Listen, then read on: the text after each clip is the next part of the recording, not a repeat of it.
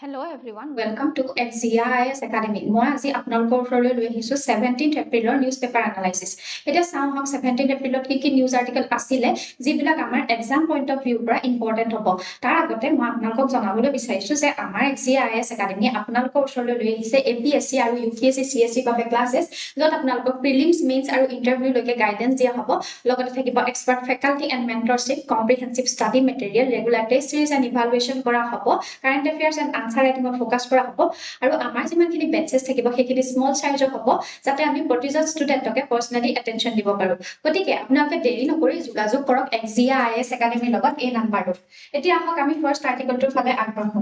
First আৰ্টিকেলটোৰ টাইটেলটো হৈছে on the Sabarimala temple entry case. এই আৰ্টিকেলটোৰ মেইন আৰ্গুমেণ্টলৈ আহিলে আপোনালোকে দেখা পাব ইয়াত 2018ৰ যি সাবৰিমালা ভাৰ্ডিক্ট সেইটো কথা লিখা হৈছে। অনাৰেবল সুপ্ৰিম কোৰ্টে এইটো কৈছে যে যদিহে ওমেনক এক্সক্লুড কৰা হয় কোনোবা এটা মন্দিৰত এন্ট্ৰি কৰা সেইটো এটা এইটো এসেনশিয়াল প্ৰেক্টিছ হ'বই নোৱাৰে বুলি কৈছে কাৰণ লৰ্ড আয়াপ্পাৰ যি ডিভোটি আছে সেই ডিভোটি বিলাকে এটা সেপাৰেট ডিনমিনেশ্যন ফৰ্ম নকৰে সেইকাৰণে ষ্টেটে জেন্ডাৰ ইকুৱেলিটি এনচিউৰ কৰিবলৈ ইণ্টাৰভিউ কৰিব পাৰে। নেক্সট ইয়াত চেলেঞ্জ আৰু ৰিভিউ কনটেনশ্যনৰ কথা কোৱা হৈছে। ফাৰ্ষ্ট পইণ্টটোতে সাবজেক্টিভিটি অফ মৰেলিটিৰ কথা কোৱা হৈছে। ইউনিয়নে এইটো আৰ্গুমেণ্ট কৰিছে যে কনষ্টিটিউচনেল যি মৰেলিটি আছে সেইটো টু ভেগ বুলি কৈছে আৰু ইয়াত কি কৰে জাজক এলাউ কৰে নিজৰ পাৰ্চনেল বায়াসখিনি ইম্প'জ কৰিবলৈ। নেক্সট ইয়াত জুডিচিয়েল অপাৰেশ্যনৰ কথা কোৱা হৈছে। ক্ৰিটিক্সে এইটো আৰ্গিউ কৰিছে যে জাজ যিমানখিনি জাজ আছে সেইখিনি লিগেল এক্সপাৰ্ট নহয় বা থিঅলজিয়ানো নহয় বা ছ'চিয়েল ৰিফৰ্মাৰো নহয়। গতিকে তেওঁলোকে ৰিফৰ্ম কৰিবলৈ চেষ্টা কৰাতকৈ এইটো ভাবিব লাগে যে যি আমাৰ ৰিফৰ্ম হয় বা ছ'চাইটিত চেঞ্জ আহিব সেইখিনি কমিউনিটি চেঞ্জৰ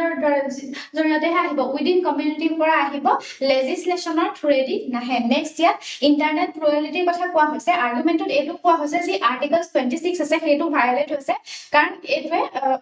এই 26 যিটো ফ্ৰেজ যে any sanction thereof protects unique tradition of specific temples সেইটো কি হৈছে ভায়লেট হোৱা দেখা পোৱা হৈছে even they are not separate religion. Next ইয়াত scope of article 17ৰ কথা কোৱা হৈছে। ইয়াত এটা ডিবেটো হোৱা দেখা পোৱা গৈছে আনটাচেবিলিটিৰ ওপৰত যে মেনচুৰেশ্যনৰ সময়ত যি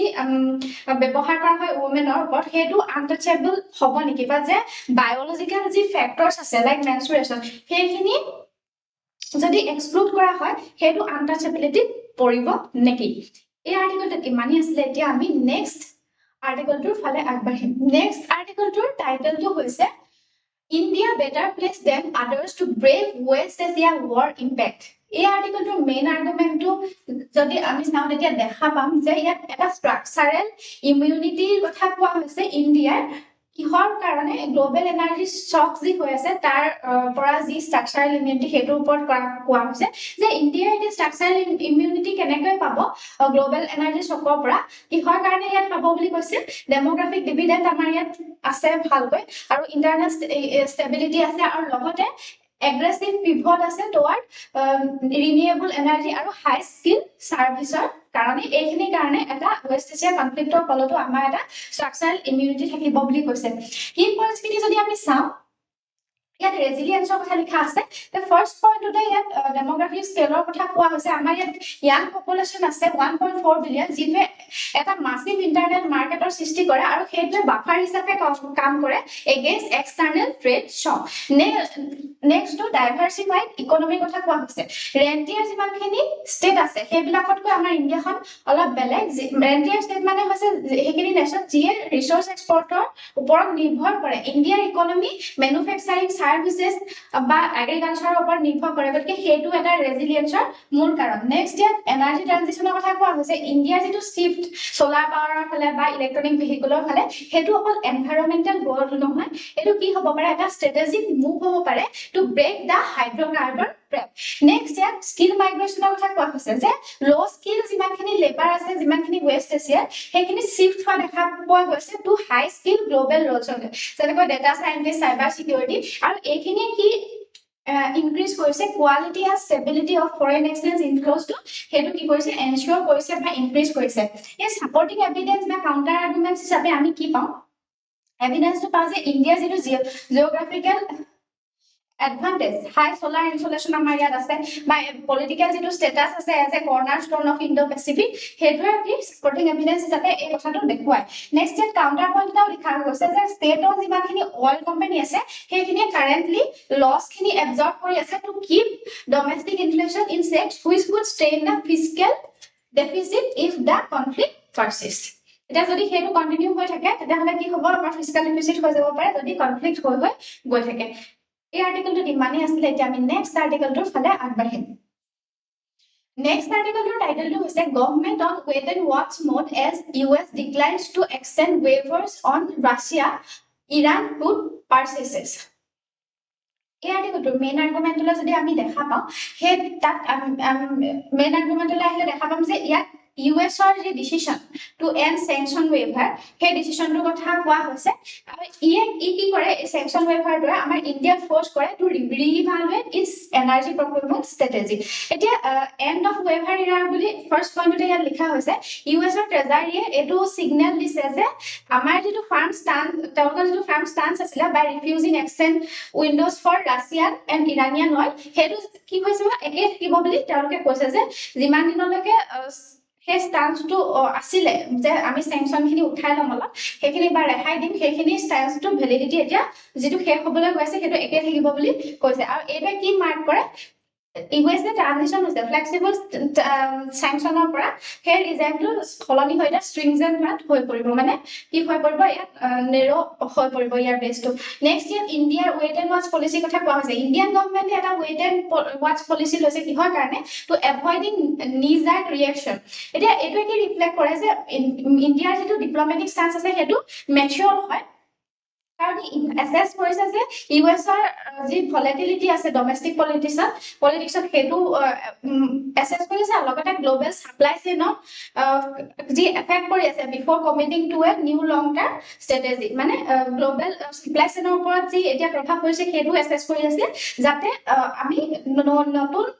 লং টাৰ্ম ষ্ট্ৰেটেজি এটা ভালকৈ ল'ব পাৰো নেক্সট প্ৰাইভেট ভাৰ্সেস পাব্লিক সেক্টৰ কনস্ট্ৰেন্টৰ কথা কৈছে যদিও গভৰ্ণমেণ্টে নেভিগেট কৰিব পাৰে ডিপ্লোমেটিক চেনেলৰ জৰিয়তে প্ৰাইভেট যিমানখিনি ৰিফাইনাৰ আছে সেইখিনি ৰিট্ৰিট কৰিছে স্যাংচন অইলৰ পৰা কাৰণ তেওঁলোকে কি কৰিছে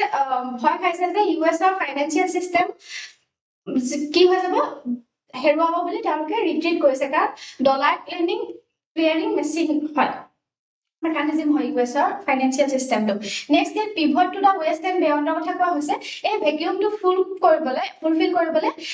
ইণ্ডিয়া কি কৰিছে ইউএছৰ ফালে চাইছে বা সাউথ আমেৰিকা আৰু আফ্ৰিকাৰ ফালে চাইছে কাৰণ আমাকটো এনাৰ্জি লাগিব গতিকে আমি এটা ইউএছ বা সাউথ আমেৰিকা বা আফ্ৰিকাৰ ফালে যাব লাগিব যদি হাই আমি স্যাংচনৰ সন্মুখীন নহওঁ আৰু সেইটো ডুৱেল পাৰপাস এটা সাৰ্ভ কৰিব আমাক অইল সিকিউৰিটিটো দিব লগতে আমাৰ যিমানখিনি ইউএছৰ লগত টাই আছে সেইখিনি ডিপেন্ড কৰিব আৰু যিমানখিনি আমাৰ লছ হৈ আছে চিপাৰ ইৰানিয়ান বা ৰাছিয়ান অইল বাই কৰোতে সেই লছখিনিৰ পৰা আমি মুক্তি পাম এই আৰ্টিকেলটো ইমানেই আছিলে এতিয়া আমি নেক্সট আৰ্টিকেলটোৰ ফালে আগবাঢ়িম নেক্সট আৰ্টিকেলটোৰ টাইটেলটো হৈছে US in a losing position in the Gulf but Israel is winning এই আৰ্টিকেলটোত ইজৰাইল আৰু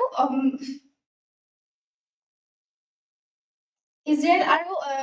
ইউএছৰ যি ইউএছএ ইৰাণক যি এটেক কৰি আছে সেইটো কথা লিখা হৈছে মেইন আৰ্গুমেণ্টটো ষ্ট্ৰেটেজিক ডেভেলপৰ কথাই লিখা হৈছে প্ৰথমতে ইয়াত চেণ্ট্ৰেল থিচিছটো এইটো কৈছে যে ইউএছএ এখন ৱাৰ অফ চইজত এণ্টাৰ কৰিছে আৰু সেইটো এটা ষ্টেলমেট দিছে বুলি কৈছে ইউএছএ ইকনমিক প্ৰেছাৰ মেইনটেইন কৰি আছে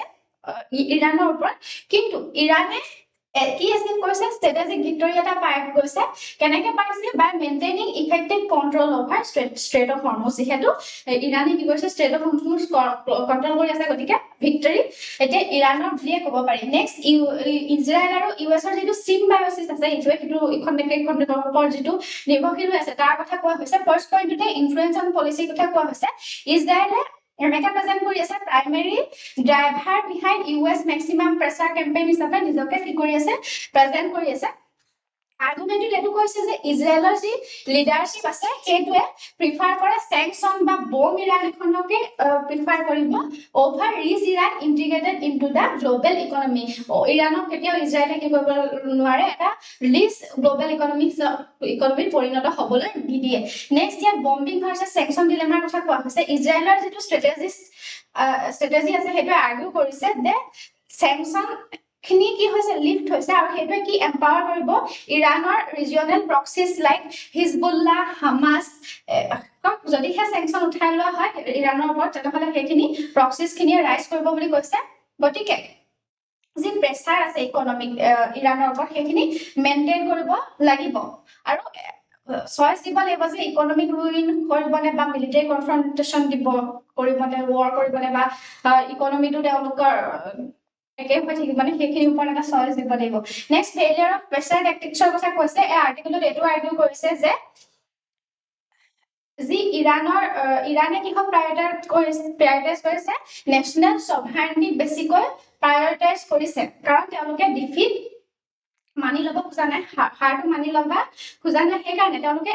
ইকনমিক গ্ৰোথতকৈ নেশ্যনেল সভাৰেণ্টি বেছিকৈ গুৰুত্ব দিছে আৰু যদিও ৰুইন হৈ গৈছে ইৰানৰ ইকনমি ধ্বংস হৈ গ'লেও এই ৰিজাইমটোৰ কোৰ মিলিটাৰী ইনফ্ৰাষ্ট্ৰাকচাৰ এতিয়াও ইনটেক্ট হৈ আছে আৰু ৰিপ্ৰডিউচেবল হৈ আছে নেক্সট ডেট কাৰণ মিছাইলৰ ড্ৰোন এতিয়াও আছে নেক্সট ডেট গ্লোবেল ফ্ৰেগমেন্টেশনৰ কথা কোৱা হৈছে চাইনা এতিয়া কোৱাণ্ডাৰীৰ কথা ইয়াত কোৱা হৈছে চাইনা এটা ডিলেমা ফেচ কৰিছে কাৰণ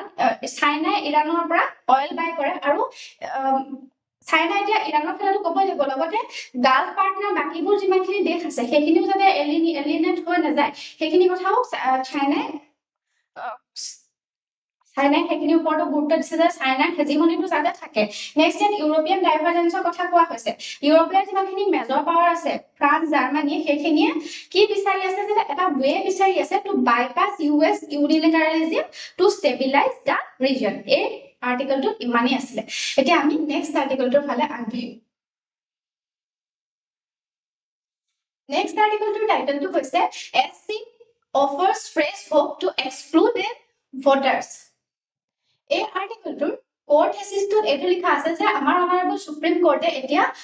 কেনেকে এক কৰি আছে Guardian of right to vote হিচাপে এক কৰি আছে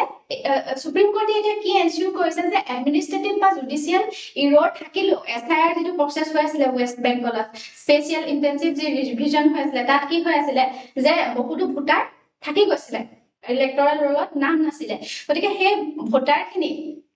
যে থাকি গৈছিলে এডমিনিষ্ট্ৰেটিভ আৰু জুডিশিয়েল এৰৰৰ ফলত থাকি গৈছে গতিকে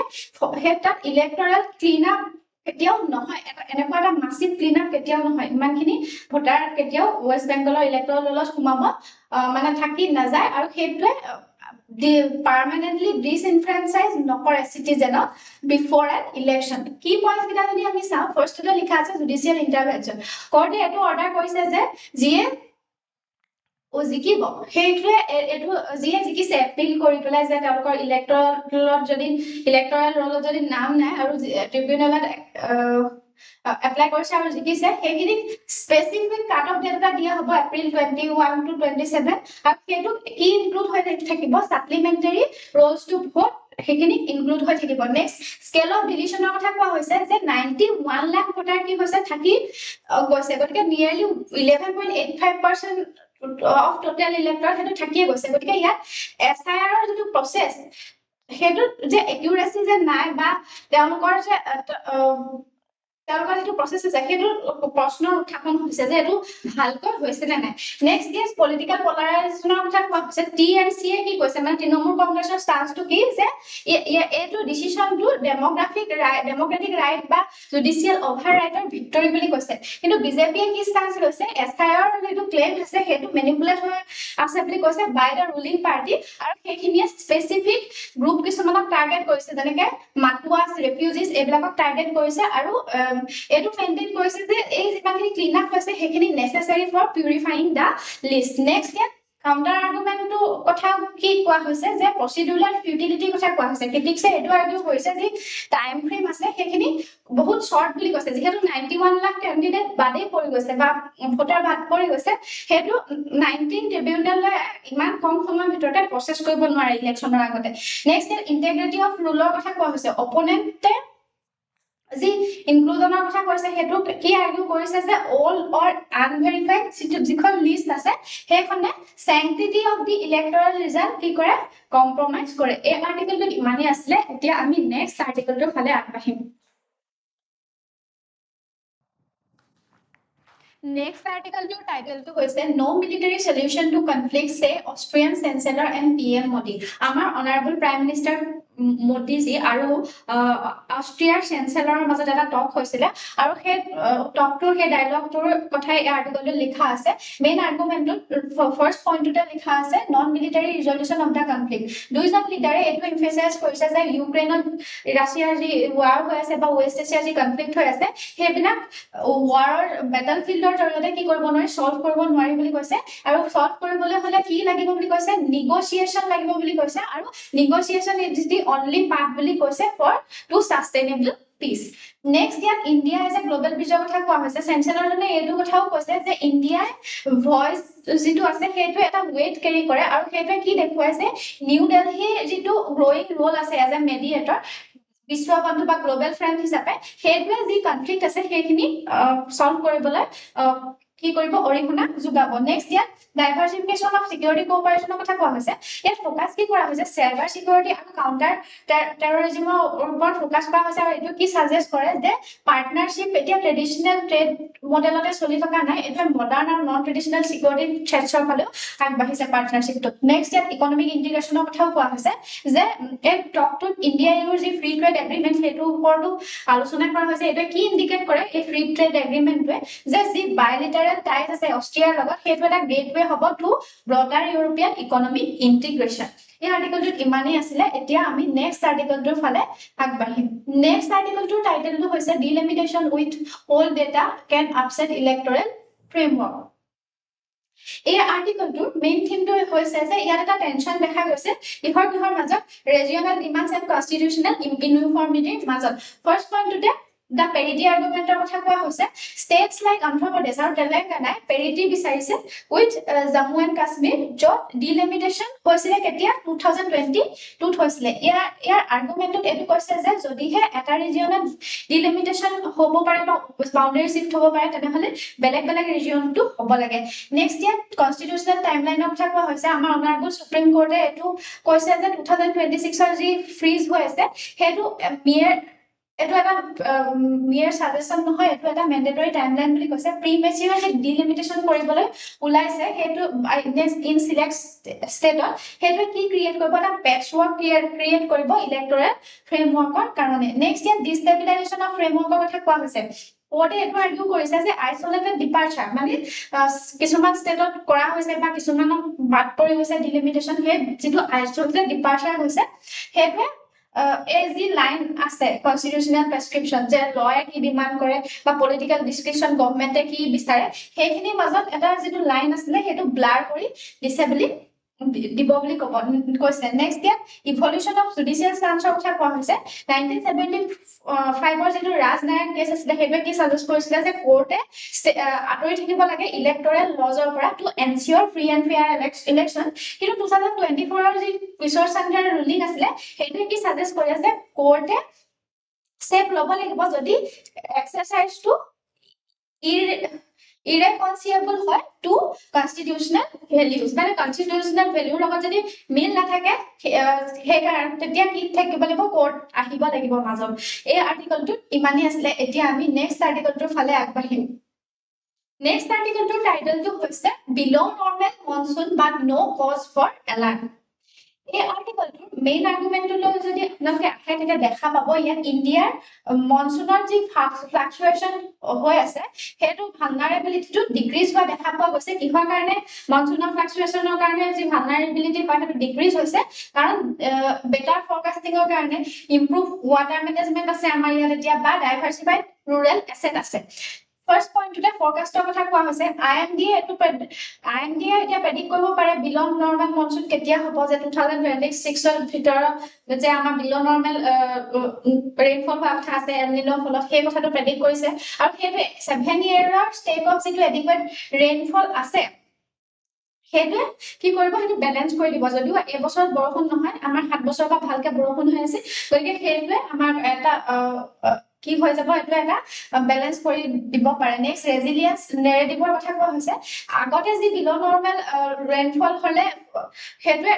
যি পেনিকৰ সৃষ্টি কৰিছিল কাৰণ ফৰকাস্ট দিব পৰা নাছিল গতিকে এতিয়া হেতু নকৰ কাৰণ এতিয়া ফৰকাস্ট ধুনিয়াকে দিব পাৰে কাৰেন্ট ৰিজাৰ্ভাৰ লেভেলও আমাৰ বাঢ়িছে যে 82.070 BCM আছে এতিয়া সিগনিফিকেন্টলি হায়াৰ হয় 10 ইয়াৰ্সৰ আগত যিমানখিনি আছিল 64.618 হে আছিল আগতে কিন্তু এতিয়া ৰিজাৰ্ভাৰৰ পৰিমাণো বাঢ়িবলৈ ধৰিছে নেক্সট পইণ্টটো আছে গ্ৰেনুলাৰিটি অফ ডেটা ইয়াত IMDA এটো প্ৰভাইড কৰে যে মান্থলি ৰিজিয়নাল ফৰকাস্ট আৰু ৰিজিয়নাল ফৰকাস্ট কিমান হ'ব আৰু হেতুৱে কন্টিজেন্সি প্ল্যানিং কৰাত সহায় কৰে rather than crisis management next ইয়াত counter argument এটা দিয়া হৈছে যে national average 92% হ'ব পাৰে কিন্তু localized extreme যেটো weather আছে heavy flood হয় কেতিয়াবা কোনোবা এখন state গতিকে হেতু কি হেতু কন্টিনিউলি অকাৰ হৈ থাকিব ইভেন ইন ড্ৰট ইয়াৰো মানে কি হৈ থাকিব হৈ থাকিব বুলি কৈছে আৰু হেতু কি নেসেসিটেট কৰে মানে তাৰ কাৰণে কি প্ৰয়োজনীয় ডুৱেল ষ্ট্ৰেটেজি প্ৰয়োজনীয় স্কাৰচিটি আৰু এক্সেসিভ ফ্লাডৰ কাৰণে বা ফ্লাড হলো আমাক এটা প্ল্যান লাগে বা এটা স্কাৰচিটি বা ড্ৰট হলো আমাক এটা প্ল্যান লাগিব এই আৰ্টিকেলটো ইমানই আছে যে আমি নেক্সট আৰ্টিকেলটো ফালে আগবাঢ়িম Next article to title to hoise after Iran war, what below average range could mean for inflation? এই আৰ্টিকেলটোৰ মেইন আৰ্গুমেন্ট আপোনালোকে দেখা পায় যে ইণ্ডিয়া এটা ডাবল ওয়েভিৰ সন্মুখীন হৈছে মানে দুইফালে আমাৰ ইণ্ডিয়ালৈ থ্ৰেট আহিছে কিহৰ ক্ষেত্ৰত ইনফ্লেশনৰ ক্ষেত্ৰত এতিয়া সাপ্লাই শক কিহৰ কাৰণে হৈছে ডাবল ওয়েভি অফ সাপ্লাই শক কাৰণ সাপ্লাইত আমাৰ ডিসৰাপশন হৈছে কিহৰ কাৰণে হৈছে দুটা ফালৰ পৰা হৈছে এক্সটাৰ্নেল এটা হৈছে জিঅ'পলিটিক্যাল যি কনফ্লিক্ট হৈ আছে যেনেকৈ ওয়েষ্ট এছিয়াত যি কনফ্লিক্ট হৈ আছে সেই কাৰণে এটা হৈছে ইন্টাৰনেল হেতু ক্লাইমেট ভেৰিয়েবিলিটিৰ ফলতো এটা সাপ্লাই শকৰ সন্মুখীন হ'ব ফাৰ্স্ট পইণ্টতে জিঅ'পলিটিক্যাল শকৰ কথা লিখা হৈছে ওয়েষ্ট এছিয়াত যি কনফ্লিক্ট হৈ আছে তাৰ ফলত কি হৈছে আমাৰ এনাৰ্জি সাপ্লাই চেইনত কি হৈছে ডিসৰাপশন আহিছে আৰু হেতুৱে ব্ৰেণ্ড ক্ৰুড প্ৰাইসেস কি হৈছে আপ কৰিছে নেক্সট ইয়াত এটা কি ইম্প্যাক্ট কৰে আমাৰ যেটো WPI হোলসেল প্ৰাইস ইনডেক্স যেটো আছে হেতুৱে ইমিডিয়েটলি প্ৰভাৱ পেলাইছে কাৰণ ই যি লজিষ্টিক বা ম্যানুফ্যাকচাৰিংৰ কষ্ট আছে হেতু বাঢ়ি গৈছে গতিকে হোলসেল যেটো প্ৰাইস আছে হেতু আমাৰ বাঢ়িব এতিয়া নেক্সট ইয়াত ক্লাইমেট শকৰ কথা কোৱা হৈছে দুটা বছৰৰ আমাৰ ভাল বৰষুণ হোৱাৰ পাছত এতিয়া কি হ'ব যেহেতু এল নিনো আহি আছে গতিকে 92% LPA ফৰকাস্ট হ'ব বুলি কৈছে আৰু হেতুৱে বিলো নৰ্মেল ৰেইনফল হ'ব বৰষুণ কমি যাব হেতুৱে আমাৰ যেটো খাৰিফ আউটপুট আছে হেতু প্ৰভাৱ পেলাব পাৰে বা খাৰিফ ক্ৰপখিনি আমাৰ ক্ষতিসাধন কৰিব পাৰে লগতে ওয়াটাৰ ৰিজাৰ্ভাৰৰ পানী আমাৰ কি হৈ যাব পাৰে কমি যাব পাৰে আৰু সেই কাৰণে আমাৰ সাবসিকুৱেন্ট ৰাবি সিজন এটা এসেনশিয়াল বুলি কৈছে ৰাবি সিজনৰ ক্ৰপখিনিৰ ওপৰত আমি বেছি গুৰুত্ব দিব লাগিব এতিয়া নেক্সট ইয়াৰ ৰিজাৰ্ভাৰ ফেক্টৰটো কথা কোৱা হৈছে কাৰেন্টলি ৰিজাৰ্ভাৰ যেটো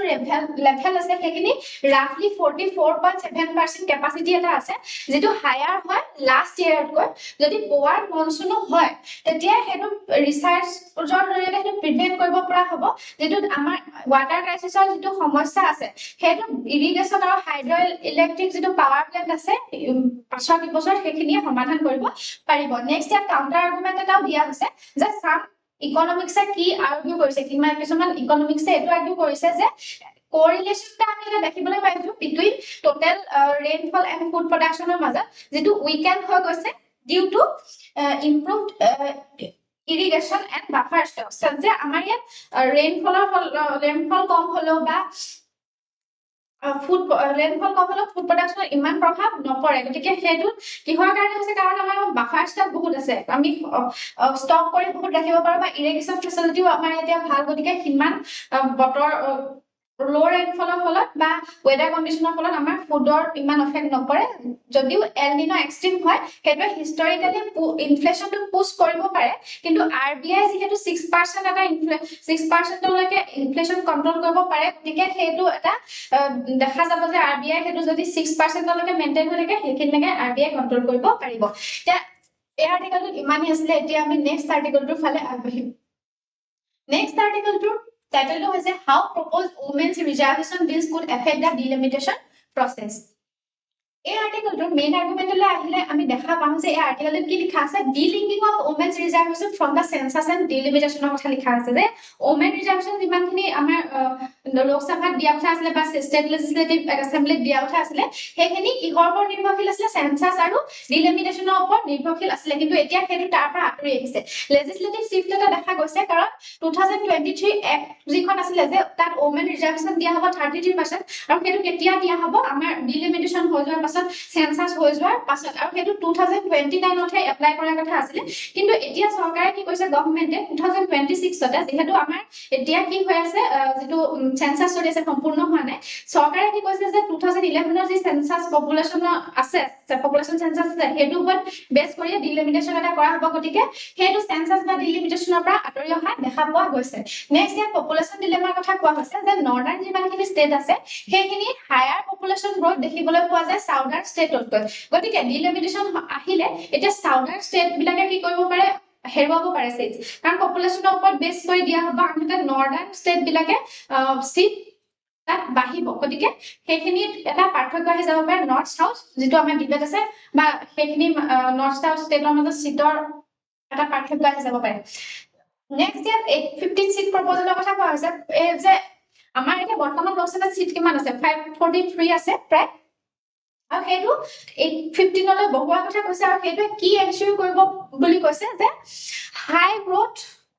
state get seats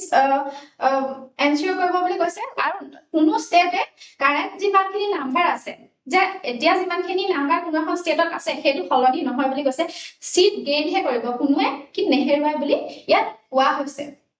এই আৰ্টিকেলটো কিমানই আছিল আজিৰ ভিডিওটো কিমানই আছিল আপোনালোকে যদি এনেকুৱা ধৰণৰ ইনফৰমেটিভ ভিডিওসমূহ পাই থাকিবলৈ বিচাৰে তেনেহলে আমাৰ চেনেলটো লাইক শেয়াৰ আৰু সাবস্ক্ৰাইব কৰক থ্যাংক ইউ